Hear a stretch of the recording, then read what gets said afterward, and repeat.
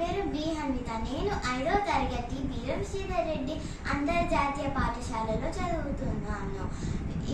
అందరికీ విశ్వావసునామ సంవత్సరం శుభాకాంక్షలు తెలియచేస్తున్నాను. ఈ పండుగ నాడు పొద్దున్నే లేచి అందమైన రంగులతో అందమైన ముగ్గులు వేసి తలకు నూనె పెట్టుకొని తల స్నానం చేస్తారు. తరువాత దేవునికి పూజలు చేసి ప్రసాదం చేసి ఉగాది పచ్చడి చేసుకుంటాము. జీవితంలో 6 రుచులు ఉంటాయి: తీపి, పులుపు, చేదు, వగరు, కారం, ఉప్పు.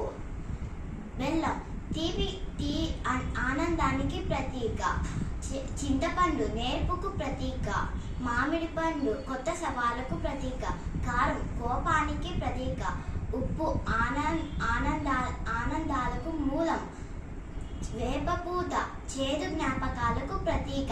ఇప్పుడు ఉగాది పచ్చడి ఎలా చేయాలో చూద్దాం. వేపపూత చేదు, మామిడికాయ వగరు, చింతపండు పులుపు, బెల్లం తీపి, ఉప్పు. ఇప్పుడు అన్నిటినీ కలిపి ఉగాది పచ్చడి చేద్దాం.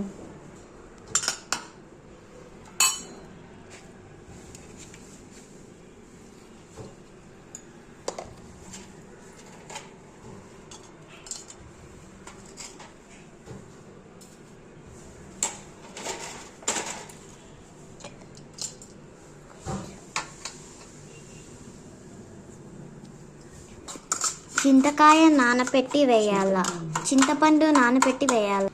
అన్నిటిని బాగా మిక్స్ చేసుకున్నాక నానపెట్టుకున్న చింతపండుని బాగా పిసుకోవాలి. చింతపండు రసం వేయాల.